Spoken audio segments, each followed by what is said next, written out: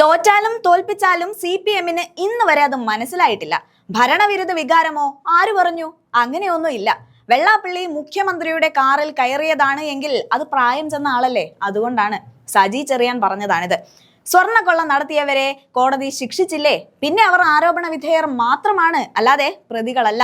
Party secretary Govindan മാഷ് പറഞ്ഞതാണിത്. എന്നാൽ ഇവിടെയൊക്കെ എന്തൊക്കെ പറഞ്ഞാലും കോൺഗ്രസ് ഒരു തൂത്തുവാരൽ നടത്തിയിരിക്കുകയാണ്. എന്നാൽ ഈ തൂത്തുവാരലൊക്കെ ഞങ്ങൾ കണ്ടതാണ്. 2010-ലും ഇങ്ങനെയൊക്കെ തന്നെ അല്ലായിരുന്നോ? അതിന് സമാനമായ ഒരു വിജയമല്ല ഇത് എന്ന തരത്തിൽ 2020-മായി ഈ വിജയത്തെ കൂട്ടിക്കെട്ടാൻ ശ്രമിച്ചവർക്ക് മുന്നിലേക്കാണ് ഇപ്പോൾ BRM ഷഫീർ എത്തുന്നത്. അദ്ദേഹം പറയുന്ന ചില കണക്കുകളുണ്ട്. 2010-ൽ UDF എവിടെയാണ്? 2025-ൽ UDF എവിടെയാണ്? ഏത് സ്റ്റേജിലാണ് എന്ന് കൃത്യമായി അത് ചൂണ്ടിക്കാണിക്കുന്നുണ്ട്. കേരളത്തിന്റെ ചരിത്രത്തിൽ 2010 ഞങ്ങളുമായിട്ടാണ് അവർ താരതമ്യം ചെയ്യുന്നത്. 2010-ലെ UDFന്റെ സ്ഥിതി എന്താണെന്ന് അറിയാമോ?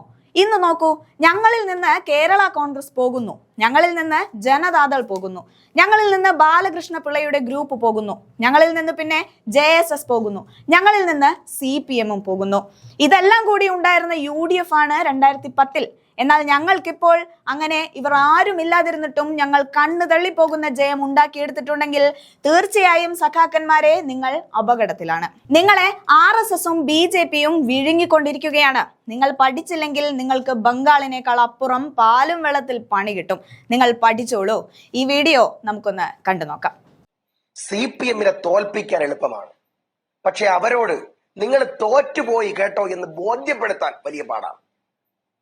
ഈ അനൂപും ഞാനും ഈ ചർച്ചയിരിക്കുന്ന സകല ആളുകളും ഈ കണ്ട മാധ്യമങ്ങളും ജനങ്ങളും എല്ലാം നിങ്ങൾ തോറ്റേ, നിങ്ങളെ തോൽപ്പിച്ചേ എന്ന് പറഞ്ഞാലും ഇവർ അംഗീകരിക്കൂല. അവർ 2015-ലെയും 2025 കൊല്ലം മുമ്പുള്ള ശതമാനത്തിന്റെ കണക്ക് കൊടുത്തോണ്ട് വരും. ഇവർക്കൊക്കെ എത്ര ഉളുപ്പുണ്ടെന്നാണ് ഞാൻ ആലോചിക്കുന്നത്. ഒരു കാര്യം നിങ്ങൾ മനസ്സിലാക്കി നോക്ക്. കേരളത്തിന്റെ ചരിത്രത്തിൽ 2010 ഞങ്ങളുമായിട്ട് അവർ താരതമ്യം ചെയ്യുന്നത്. 2010-ലെ UDF-ന്റെ സ്ഥിതി എന്താണെന്നറിയോ? നോക്കൂ, ഞങ്ങളിൽ നിന്ന് കേരള കോൺഗ്രസ് പോകുന്നു, ഞങ്ങളിൽ നിന്ന് ജനതാദൾ പോകുന്നു, ഞങ്ങളിൽ നിന്ന് ബാലകൃഷ്ണ പിള്ളയുടെ ഗ്രൂപ്പ് പോകുന്നു, ഞങ്ങളിൽ നിന്ന് പിന്നെ JSS പോകുന്നു, ഞങ്ങളിൽ നിന്ന് CMP പോകുന്നു. ഇതെല്ലാം കൂടി ഉണ്ടായിരുന്ന UDF ആണ് 2010-ൽ. എന്നാൽ ഞങ്ങൾക്കിപ്പോ അങ്ങനെ ഇവരാരും ഇല്ലാതിരുന്നിട്ടും ഞങ്ങൾ കണ്ണൻ ജപ്പിക്കുന്ന ജയം ഉണ്ടാക്കിയെടുത്തിട്ടുണ്ടെങ്കിൽ ബഹുമാനായ ശ്രീ പ്രകാശൻ, നിങ്ങൾ അപകടത്തിലാണ്. നിങ്ങളെ RSS-ഉം BJP-യും വിഴുങ്ങിക്കൊണ്ടിരിക്കുകയാണ്. നിങ്ങൾ പഠിച്ചില്ലെങ്കിൽ നിങ്ങൾക്ക് ബംഗാളിനേക്കാൾ പാലും വെള്ളത്തിൽ പണി കിട്ടും. നിങ്ങൾ പഠിച്ചോ. രണ്ടാമത്തെ കാര്യം, നിങ്ങൾ നോക്കൂ, ഇന്ന് ഒരു മുൻ MLA ശ്രീ KCR അദ്ദേഹം പറയുന്നൊരു വാചകം ഞാൻ ഇന്ന് ഫേസ്ബുക്കിൽ കണ്ടു. നേതാവിനെ സുഖിപ്പിക്കലാണ്, വളരെ ശ്രദ്ധിച്ചു കേട്ടോളൂ, നേതാവിനെ സുഖിപ്പിക്കലാണ് ഇപ്പോൾ പാർട്ടിയുടെ ശൈലി. CPM-ന്റെ ഒരു മുൻ MLA-യുടെ സ്റ്റേറ്റ്മെന്റ് ആണ് ഞാൻ കണ്ടത്. ഒരു കാര്യം നിങ്ങൾ എഴുതി വെച്ചോളൂ, ഇദ്ദേഹമൊക്കെ എത്ര ന്യായീകരിച്ചാലും. ഇന്ന് ബഹുമാനായ CPM-ന്റെ സംസ്ഥാന സെക്രട്ടറിയുടെ പത്രസമ്മേളനം ഒരു അല്പനേരം കേട്ടു. അദ്ദേഹം പറയുകയാണ്, ഒരു ഭരണവിരുദ്ധ വികാരമില്ല, അങ്ങനെ തന്നെ വിശ്വസിച്ചോളൂ. ശബരിമല കൊള്ള തിരിച്ചടിയായിട്ടില്ല, നിങ്ങൾ ദൈവത്തെ ഓർത്ത് അങ്ങനെ തന്നെ വിചാരിച്ചോളൂ. വോട്ട് നഷ്ടപ്പെട്ടത് തെറ്റിദ്ധാരണ കൊണ്ടാണ്. ഞങ്ങൾ പത്മകുമാറിനെതിരെ നടപടി ആലോചിക്കുന്നില്ല. നിങ്ങൾ ഒരാൾക്കെതിരെയും ഒന്നും ചെയ്യരുത്, ഇങ്ങനെ തന്നെ തുടരണം, ഇങ്ങനെയേ തുടരാവൂ എന്നാണ് ജനങ്ങൾ നിങ്ങൾ ആഗ്രഹിക്കുന്നത്. എങ്കിൽ മാത്രമേ നിങ്ങൾ ഇവിടത്തോടു കൂടി അവസാനിക്കുകയുള്ളൂ എന്ന് ജനം പറയുകയാണ്. ഇനി ഒരു കാര്യം നിങ്ങളടുത്ത് പറഞ്ഞുതരാം, എന്തുകൊണ്ടാണ് ഇവർ തോറ്റത്. ഒന്ന്, നിങ്ങൾ വിചാരിക്കുന്നുണ്ടോ ഇലക്ഷന്റെ തലയ്ക്കും തലേ ദിവസം 5 കൊല്ലക്കാലം ഭരണം നടത്തിയിട്ട് ഒരു 10 പൈസ പോലും 1 രൂപയും ആനുകൂല്യം കൂട്ടാതെ ജനങ്ങളെ മാസം തോറും 1400 കോടി രൂപ വെച്ച് സകലത്തിനും പിഴിഞ്ഞ് പിഴിഞ്ഞ് പിഴിഞ്ഞ് എല്ലാത്തിന്റെയും വില കൂട്ടി, എല്ലാ ടാക്സും കൂട്ടി ജനങ്ങളെ വല്ലാതെ പിന്നെ ഇല്ലായ്മ ചെയ്തിട്ട് ഇലക്ഷന്റെ തലേ ദിവസം കൊണ്ടുവന്ന് പ്രഖ്യാപനം നടത്തി 1000-ഓ 2000-ഓ അല്ലെങ്കിൽ പിന്നെ 100-ഓ 200-ഓ കൂട്ടിക്കൊടുത്താൽ നിങ്ങളുടെ മുമ്പിൽ വന്ന് ഓച്ചാനിച്ചെന്ന് വാങ്ങിയിട്ട് നിങ്ങൾക്ക് തന്നെ കുത്തിത്തരുന്ന അടിമകളാണ് ജനങ്ങളെ നിങ്ങൾ കരുതിയോ? ആണോ? അങ്ങനെയാണോ നിങ്ങൾ കരുതിയത്? ആ ജനങ്ങളുടെ ഇച്ഛാശക്തി ബുള്ളറ്റിനേക്കാൾ, മനസ്സിലാക്കണം, ഗൺ ബുള്ളറ്റിനേക്കാൾ പവറാണെന്ന് നിങ്ങൾ തിരിച്ചറിഞ്ഞോ? രണ്ടാമത്തെ കാര്യം, ഇദ്ദേഹം പറഞ്ഞു പിന്നെ ഞങ്ങള് അടിസ്ഥാനപരമായി ഒരു നയത്തിലും മാറ്റരുത് സാർ. ആശാ വർക്കർമാർ 365 ദിവസം അരിവാൾ ചുറ്റുക നക്ഷത്രത്തിന് മാത്രം വോട്ട് ചെയ്യുന്ന ആശാ വർക്കർമാർ കേവലം ഒരു 50 രൂപയ്ക്ക് വേണ്ടി നിങ്ങളുടെ മഹാരാജാവിന്റെ മൂക്കിന്റെ താഴെ സമരം നടത്തിയാലും നിങ്ങൾ അവഗണിക്കണം, അവരെ നിങ്ങൾ തള്ളിക്കളയണം. എന്നിട്ടോ അവരുടെ ബൈക്ക് പിടിച്ചു പറിക്കണം, അവരെ കേസിൽ പ്രതിയാക്കണം, അവരുടെ ടാർപ്പ് വലിച്ചു കീറണം, എന്നിട്ട് നിങ്ങൾ പിടിച്ചെടുക്കണം. 2, ശബരിമലയിൽ നിങ്ങളിപ്പോ ബഹുമാനപ്പെട്ട ഓണറബിൾ ഹൈക്കോടതി ചോദിച്ചതുപോലെ തങ്ക വിഗ്രഹമെങ്കിലും ബാക്കിയുണ്ടോ എന്ന് ചോദിക്കുന്ന അവസ്ഥയിലേക്ക് പോയാലും നിങ്ങൾ ഒരു നടപടിയെടുക്കരുത്. കൊള്ള നടത്തണം. പത്മകുമാറിനെയും വാസുവിനെയും അരിവാൾ ചുറ്റിക നക്ഷത്രത്തിന്റെ ദാർഢ്യം ഉപയോഗിച്ചുകൊണ്ട് നിങ്ങൾ സംരക്ഷിക്കണം. നിങ്ങൾ കേട്ട് കാണുമല്ലോ, സ്വർണം കട്ടത് ആരപ്പ സഖാക്കളാണേ അയ്യപ്പ എന്ന പാട്ട് കേട്ടോ പ്രകാശ മാഷേ? ആ പാട്ട് നിങ്ങളുടെ സഖാക്കന്മാരുടെയും നിങ്ങളുടെ വോട്ട് ബാങ്കിന്റെയും നെഞ്ചത്തേക്ക് ഉൾക്ക വന്ന് അടിക്കുന്ന പോലെയാണ് അടിച്ചത്. രക്ഷപ്പെടത്തില്ല നിങ്ങൾ. ദൈവത്തെയാണ് നിങ്ങൾ കെട്ടത്. മൂന്നാമത്തെ കാര്യം നിങ്ങൾ നോക്കൂ, ഈ സ്വജനപക്ഷപാതവും അഴിമതിയും. നിങ്ങളുടെ ക്ലിഫ് ഹൗസിൽ, നിങ്ങളുടെ മുഖ്യമന്ത്രിയുടെ ക്ലിഫ് ഹൗസിൽ 3 സമൻസ് വന്നു. ഒന്ന് ബഹുമാനായ ശ്രീ മുഖ്യമന്ത്രിക്ക് തന്നെ CBIയുടെ സമൻസ് അത് വരികയാണ്, സുപ്രീം കോടതിയിൽ വരാറുണ്ട്. എന്നാൽ ഈ അടുത്ത കാലത്ത് വന്ന് നിങ്ങൾ നോക്കൂ, SFIയുടെ അന്വേഷണം മകൾക്ക് നേരെ. ഏറ്റവും അവസാനം കഴിഞ്ഞ മാസം EDയുടെ സമൻസ് ഗൾഫിലിരിക്കുന്ന മകന് ലണ്ടനിൽ പഠിപ്പിച്ചത് ലാവ്ലിൻ കമ്പനിയാണെന്ന സമൻസ് ജനങ്ങൾ കാണുന്നുണ്ട്. സാർ, നിങ്ങൾ തിരുത്തരുത്, നിങ്ങൾ തിരുത്തേ ചെയ്യരുത്. ഇനി തീർന്നില്ല, നിങ്ങൾ നാട് നീളെ ഇവിടുത്തെ സംഘപരിവാരം പറയാൻ പോലും അറച്ചു നിൽക്കുന്ന തരത്തിലുള്ള വർഗീയത പറയുന്ന ജാതിമത നേതാക്കന്മാരെ കയ്യിൽ പിടിച്ചുകൊണ്ട് നിങ്ങൾ കേരളം മുഴുവൻ യാത്ര ചെയ്യണം. നിങ്ങൾക്ക് പറയാൻ പറ്റാത്തത് അപ്പുറത്തിരിക്കുന്ന RSSനും സംഘപരിവാരും ഇന്നുവരെ പറയാൻ പോലും മടിച്ചു നിൽക്കുന്ന ഒരു കാര്യം നിങ്ങൾ ആവർത്തിച്ച് പറഞ്ഞുകൊണ്ടേയിരിക്കണം. പറഞ്ഞ് കോഴിക്കോട്ടും കൊല്ലത്തുമൊക്കെ നിങ്ങളുടെ അടിത്തറ തന്നെ തകരണം. നിങ്ങൾ ശ്രദ്ധിച്ചതറിയില്ല, ഞങ്ങളുടെ KPCCയുടെ രാഷ്ട്രീയകാര്യ സമിതി അംഗം ശ്രീ VS ശിവകുമാറായിരുന്നു കൊല്ലത്തെ ചാർജ്. അദ്ദേഹം പറഞ്ഞു അടപടലെ തെറ്റുകയാണ്. NK പ്രേമേന്ദ്രൻ MP ഉൾപ്പെടെ ഞങ്ങളുടെ DCCയുടെ നേതൃത്വം ഉൾപ്പെടെ ഞങ്ങൾക്ക് ഒരു റിപ്പോർട്ടുണ്ട്. അടപടലെ തെറ്റുകയാണ്. സഖാക്കളുടെ വോട്ട് ബാങ്ക് ഒന്നാകെ BJPയിലേക്ക് പോകുന്നു. അതിൽ മനമെടുത്തുകൊണ്ട് മറ്റൊരു വോട്ട് ബാങ്ക് UDFയിലേക്ക് ചേർന്നു. നിങ്ങൾ PM ശ്രീയിൽ ഒപ്പിട്ടപ്പോൾ ഇന്ന് ബഹുമാനായ ശ്രീ നിങ്ങളുടെ ഘടകകക്ഷിയുടെ രണ്ടാമത്തെ പാർട്ടിയുടെ സംസ്ഥാന സെക്രട്ടറി സഖാവ് ബിനോയ് വിശ്വം, നിങ്ങളുടെ BRM ഷബീർ പറയുന്നത് കേൾക്കണ്ട, നിങ്ങൾ ശ്രീ KC വേണുഗോപാൽ പറയുന്നത് കേൾക്കണ്ട, നിങ്ങൾ ശ്രീ VD സതീശൻ പറയുന്നത് കേൾക്കണ്ട, നിങ്ങൾ സണ്ണി ജോസഫ് പറയുന്നത് കേൾക്കണ്ട. നിങ്ങളുടെ ബിനോയ് വിശ്വം പറഞ്ഞ വാദം ഞാൻ വായിക്കാം. ശബരിമലയിലെ തിരിച്ചടി പ്രതീക്ഷിച്ചതിലും വലുത്. BJPയുമായി ബന്ധപ്പെട്ടതാണ് ഈ ഗവൺമെന്റ് എന്ന്, സംസ്ഥാനത്തിലെ സർക്കാർ എന്ന് ജനങ്ങൾ വിശ്വസിക്കുന്നു. അഥവാ BJPയായി സംസ്ഥാനത്തിലെ സർക്കാർ മാറിയെന്ന് ജനങ്ങൾ വിശ്വസിക്കുന്നുണ്ടത്രേ. തീർന്നില്ല, പിന്നെ ജനങ്ങൾക്ക് ഇഷ്ടമില്ലാത്തതും ഹിതമല്ലാത്തതുമായ കാര്യങ്ങൾ നടപ്പിലാക്കുന്ന ഒരു സർക്കാർ എന്ന് അടിസ്ഥാന വർഗത്തിന് തോന്നിപ്പോയി. പറഞ്ഞതാരാന്നറിയോ? ആരെന്നറിയോ? ബിനോയ് വിശ്വം. അദ്ദേഹത്തിന് ആദ്യം നിങ്ങൾ മര്യാദ പഠിപ്പിക്കണം. ഇനി നിങ്ങളൊരു CPM അല്ലേ? നിങ്ങളെ ലേബർ കോഡിൽ ഒപ്പിടാൻ പോയി ഇവിടുത്തെ ലേബർ കോടതികളും ഇൻഡസ്ട്രിയൽ തർക്കങ്ങളും ഉൾപ്പെടെ അടിസ്ഥാനപരമായി CITUക്കാരോടൊപ്പമെങ്കിലും നിങ്ങൾ നിൽക്കണ്ടേ?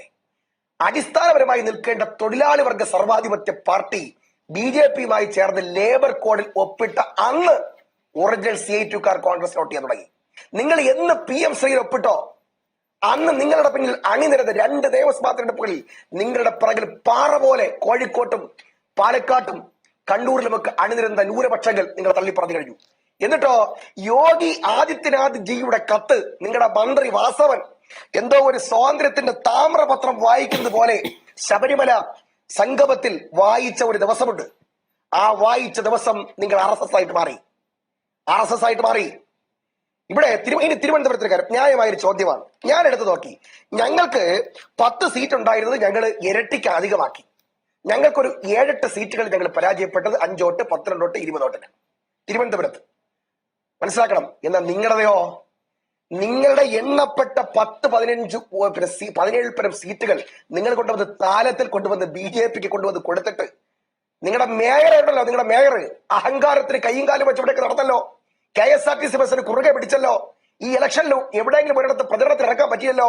സഖാക്കളെ, തന്റെ ഇടവും അഹങ്കാരവും അഴിമതിയും നിങ്ങൾ ആറ്റുകാൽ പൊങ്കാലയ്ക്ക് ഇല്ലാത്ത പിന്നെ ചടങ്ങിന് പൊറോട്ട എന്ന് പറഞ്ഞ് കാശ് വാങ്ങുമ്പോ ഈ തിരുവനന്തപുരത്തെ കോർപ്പറേഷനിൽ മേയർ ഏരിയ കമ്മിറ്റിയുടെ സെക്രട്ടറിയോട് സഖാവേ ഒരു 100-150 ഒഴിവുണ്ട്, ഉടൻ തന്നെ ആളുകളെ തരണേ എന്ന് പറഞ്ഞുകൊണ്ട് ഇവിടുത്തെ ചെറുപ്പക്കാരുടെ ജോലി പിടിച്ചു വാങ്ങി നിങ്ങളുടെ ആളുകൾക്ക് കൊടുക്കുമ്പോ ഈ SC/ST ഫണ്ട് തിരുവനന്തപുരത്തെ 4 കോർപ്പറേഷൻ ഡിവിഷൻ ഓഫീസ് വഴി നിങ്ങൾ കട്ടെടുക്കുമ്പോ നിങ്ങൾ അറിഞ്ഞില്ല.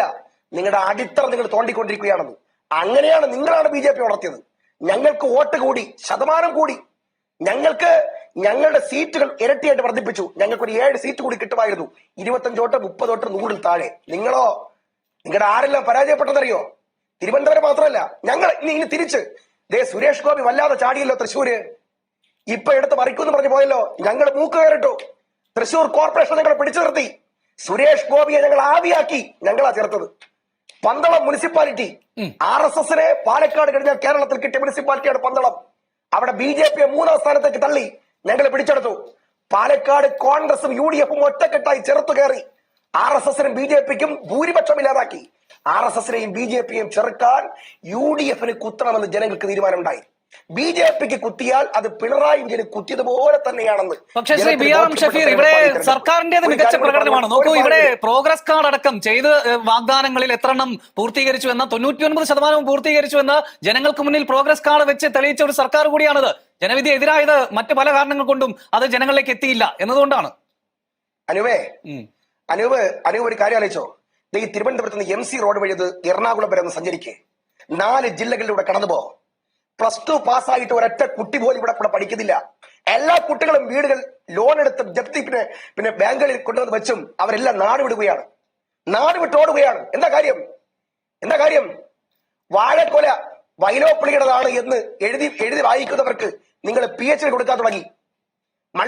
സർവകലാശാലയിലും PSCയുടെ റാങ്ക് ലിസ്റ്റുകളിലും നിങ്ങളുടെ കട്ട സഖാക്കന്മാർക്ക് വേണ്ടി നിങ്ങൾ തൊഴില് PSCയുടെ ചോദ്യപേപ്പറുകൾ നിങ്ങൾ ചോർത്തി കൊടുത്തു. ഇനി ഇവിടെ രക്ഷയില്ല എന്ന് ഇവിടുത്തെ വിദ്യാർത്ഥികൾക്കും യുവജനങ്ങൾക്ക് തോന്നി. അവരെല്ലാം നാട് വിട്ടോടി. അറിയോ, 6 ലക്ഷം കോടിയാണ് കേരളത്തിലെ കടം. അറിയോ നിങ്ങൾക്ക്? ഞങ്ങളുടെ കയ്യിൽ നിന്ന് ഒരു 2 രൂപ വെച്ച് 1 ലിറ്റർ പെട്രോളിന് സെസ് ഏർപ്പെടുത്തിയിട്ട് 5 കൊല്ലക്കാലം 10 രൂപ നിങ്ങൾ പെൻഷൻ കൂട്ടിയവരല്ല. ഈ ഇലക്ഷന്റെ തലയ്ക്ക് തലേദിവസം കൊണ്ടുവന്ന് 200 കൂട്ടിക്കൊടുത്ത് നിങ്ങൾക്ക് വന്ന് കുത്തി തരൂ വിചാരിച്ചല്ലേ? അല്ലേ? ഒരു കാര്യം നിങ്ങൾ പറയാം, അഹങ്കാരം. ഇപ്പോഴും വാങ്ങിച്ചല്ലോ 1.5 കോടി രൂപയ്ക്ക് പുതിയ 2 കറുത്ത കാറ്. കറുത്ത നിറം തന്നെ വാങ്ങിയല്ലോ.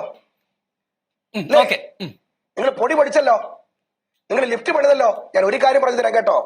നിങ്ങളുടെ നീന്തൽക്കുളവും നിങ്ങളുടെ കാലിത്തൊഴുത്തും നിങ്ങളുടെ ലിഫ്റ്റും നിങ്ങളുടെ നവകേരള സദസ്സും നിങ്ങളുടെ ആഡംബരവും നിങ്ങളുടെ മാസപ്പടിയും നിങ്ങളുടെ നവീൻ ബാബുവിനെ പറഞ്ഞു കൊന്നവരെ മാലകിട്ട് ജയിലിൽ നിന്ന് നിങ്ങളുടെ സഹപ്രവർത്തകരായ നിങ്ങളുടെ സംസ്ഥാന സെക്രട്ടറിയുടെ ഭാര്യ സ്വീകരിച്ചു കൊണ്ടുപോകുന്ന വൈരുദ്ധ്യവും ഈ ജനത കാണുന്നുണ്ട് സാർ.